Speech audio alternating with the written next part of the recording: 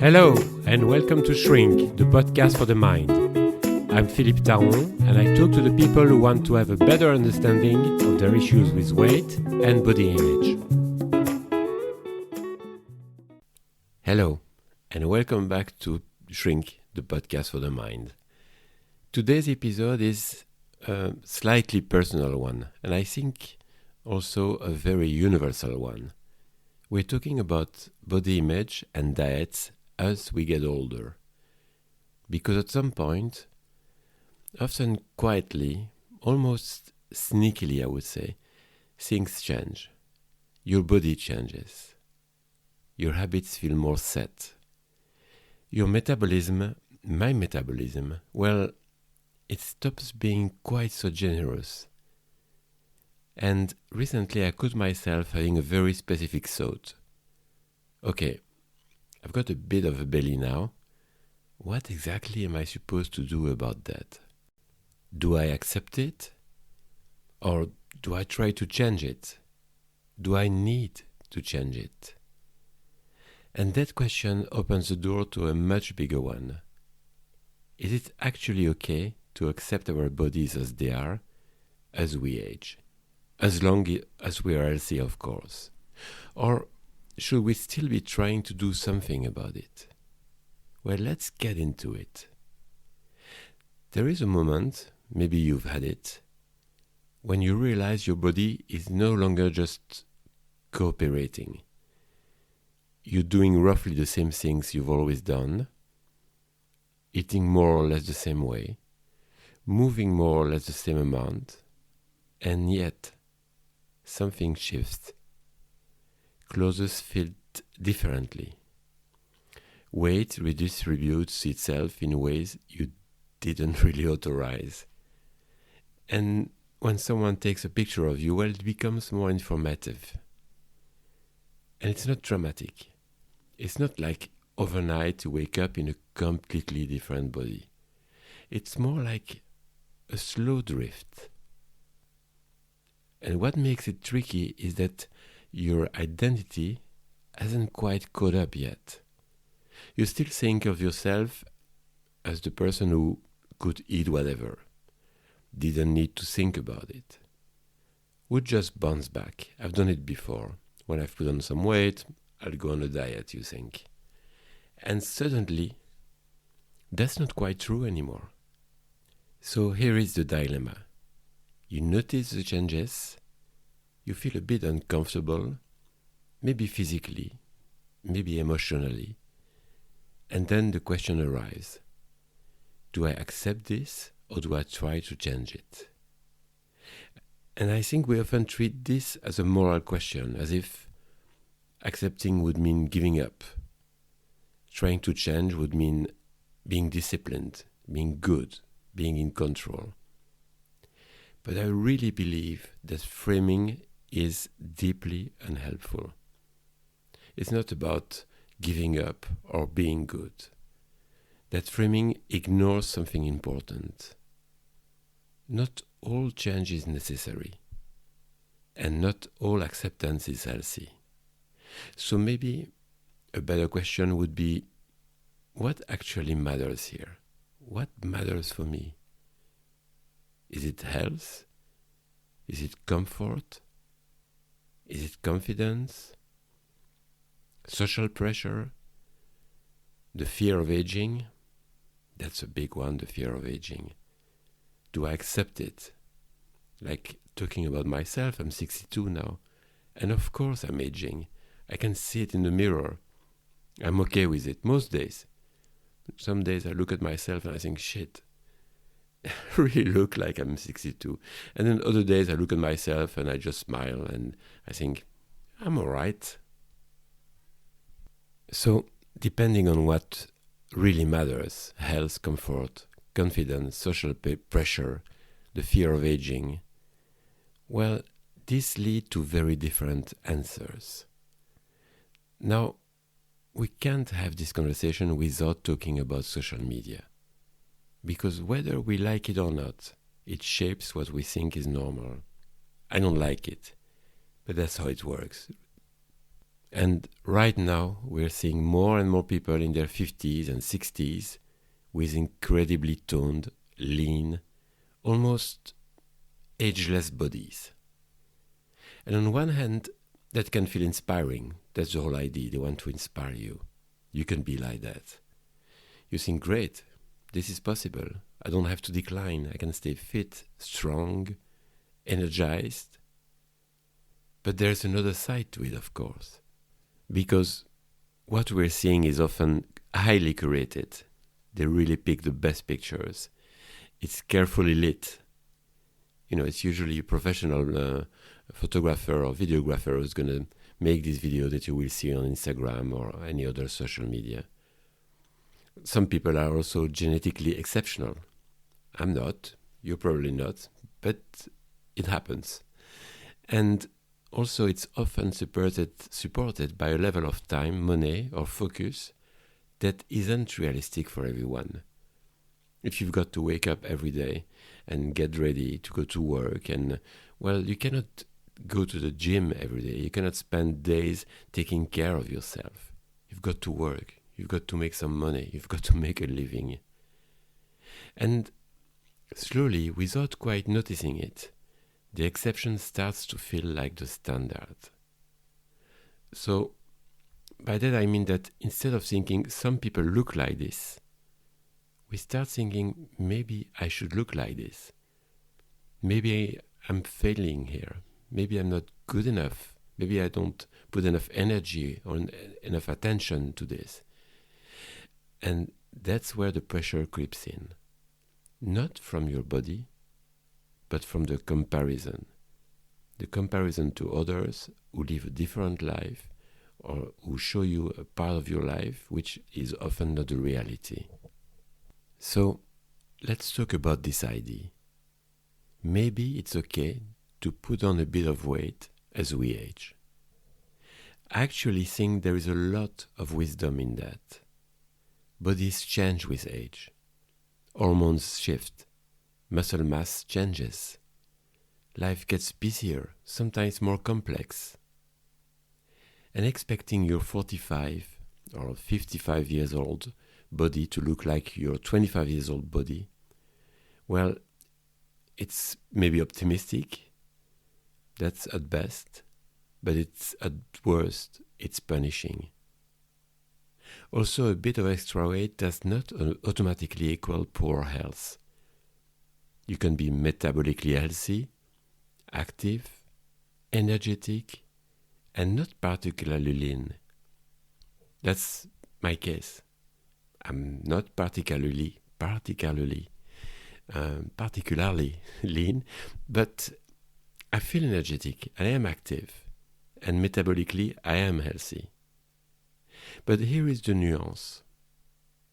Accepting your body should not mean ignoring your health. Really, I'm going to say this again, accepting your body should not mean ignoring your health. And working on your body should not mean punishing it. I really believe there is a middle ground here, and it often gets lost. There is another layer that often doesn't get talked about enough, and that's relationships. Because for some people, body image becomes less intense over time. Not because they fully made peace with their body, but because they're in a relationship where both partners have changed. Yes, they've both put on a bit of weight. They've both softened a little.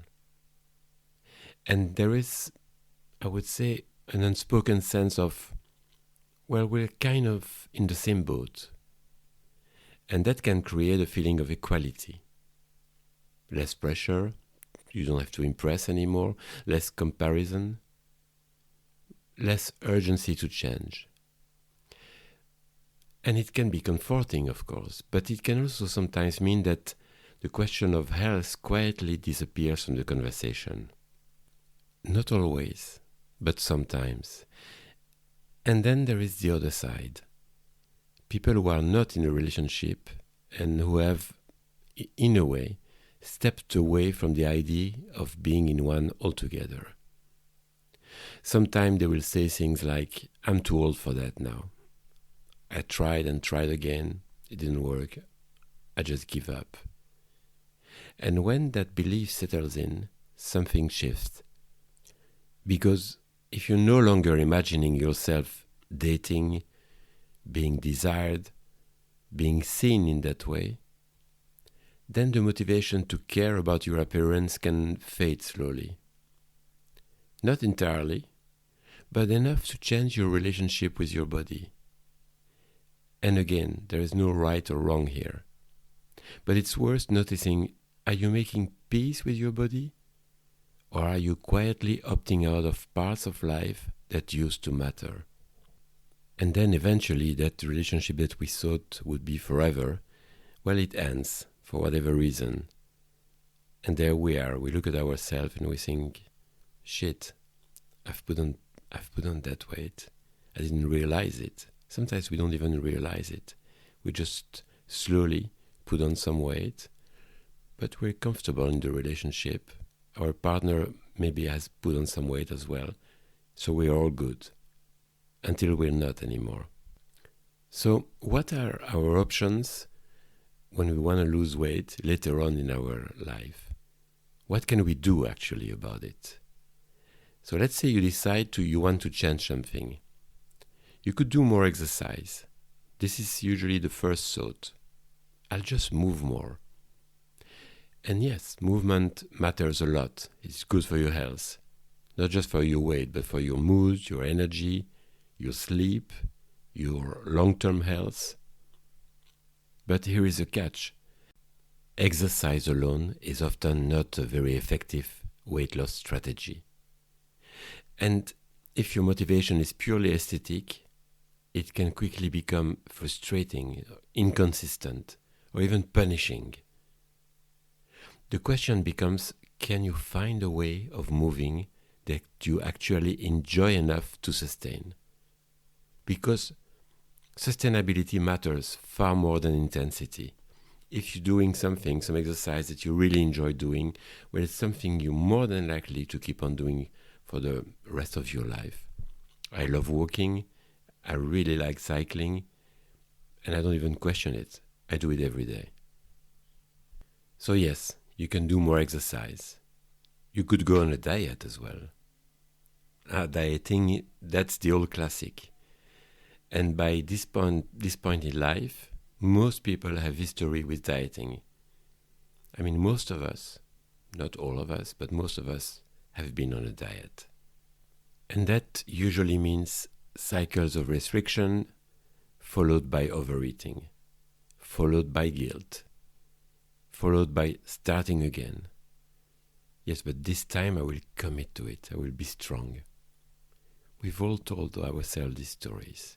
I've written a book about that. And as we get older, something else happens. Our tolerance for discomfort decreases. We're less willing to be hungry all the time. We're less willing to obsess over food. And we're less willing to structure our lives around rules. Which is somehow actually a sign of psychological growth. So instead of asking, what diet should I follow? A more useful question might be, what kind of eating pattern could I live with on the long term? Because, like exercise, if it's not sustainable, it's not really a solution. So exercise and diet used to be the two things which would come to our mind when we were thinking, I need to lose weight. But now there are the GLP-1 medications. That's really a newer piece in the conversation. Medications like GLP-1 agonists have changed the landscape quite dramatically. When I say GLP-1 agonist, I mean Ozempic, Wegovy, Mounjaro, these injections that you do and that really help you reduce your appetite. It makes it easier to eat less. And you can support weight loss in a way that feels less effortful, let's say. And for some people, they can be genuinely helpful. But they also raise important questions. Are you addressing habits or just bypassing them? What happens if you stop? When you stop? It's more when you stop, because I've seen so many people now who have done it. They've lost the weight, and at some point they're just fed up with injecting themselves, or they don't have the money for it anymore, or they don't want to spend it on this anymore. So what happens if you stop? What's your relationship with your body in all of this? Because while these medications can change behavior, they don't automatically change your mindset. And that part still matters. Your mindset about you aging, your body aging, and somehow, slowly, looking a bit different. I also really want to talk about our habits, because one of the most common experiences as we age is, why is this so much harder than it used to be? And part of the answer is quite simple. Your habits are more ingrained. My habits are more ingrained. You've had years of routines, years of preferences, years of emotional patterns around food and comfort. So change isn't just behavioral. I struggle with this one. Behavioral. It's structural. You're not just tweaking something. You're rewriting something that has been there sometimes for decades. I don't know how to pronounce certain words. Anyway, you get what I mean. For a long time. You're rewriting something that's been there for a long time. And that takes time, patience, and a bit of realism. Quick fixes tend to clash with deeply established patterns. Which is why so many attempts fail. Not because you're incapable, but because the strategy doesn't match the reality. And we also need to talk about the difference in pressure between men and women. Because while men absolutely experience body image concerns, while women carry a different weight of expectation. There is a cultural narrative that says you should look good, you should stay useful, you should not let yourself go. And the bar doesn't really move with age. And that creates an impossible standard. You're expected to age without looking like you're aging. That's truly unfair. That's what is in many women's mind. I'm aging, but it shouldn't show. And again, social media amplifies this even more for women. It creates a constant stream of comparison that's really hard to escape. So when a woman gains a bit of weight, it's often not just about comfort or health. It's tied to identity, worth, visibility, and that's a much heavier burden to carry. And even if we thought at some point, or I thought at some point, that with the body positivity movement things would change, well, it seems like we're going back to where we were. And that's probably due to the GLP-1 medications, where we see so many celebrities being really slim, almost skinny sometimes. So where does all this leave us? Back to the original question. Is it okay to just accept our body as it is? Or should we do something about it? And the honest answer is, well, it depends. But here is a more grounded way to think about it. If your body is healthy, functional, and allows you to live your life, maybe you don't need to fight it so much. Maybe that's fine. Maybe that's part of your life, that's part of you getting older, again, as long as it's healthy.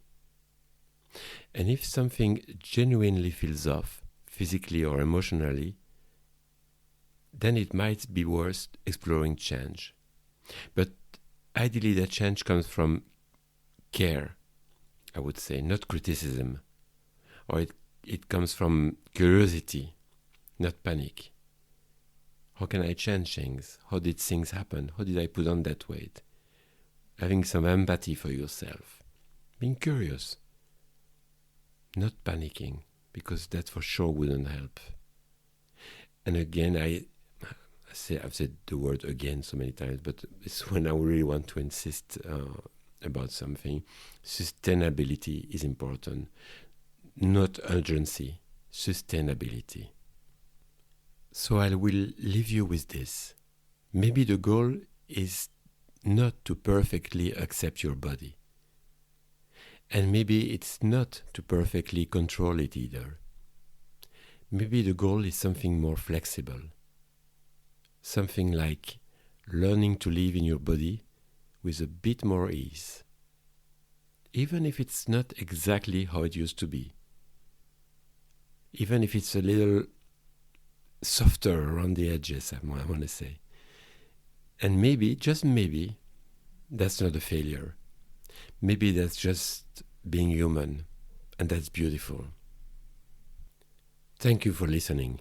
And if you think that this episode could resonate with some of your friends, please share it with them. That would be really helpful for me. And I'll see you in the next episode. Bye-bye.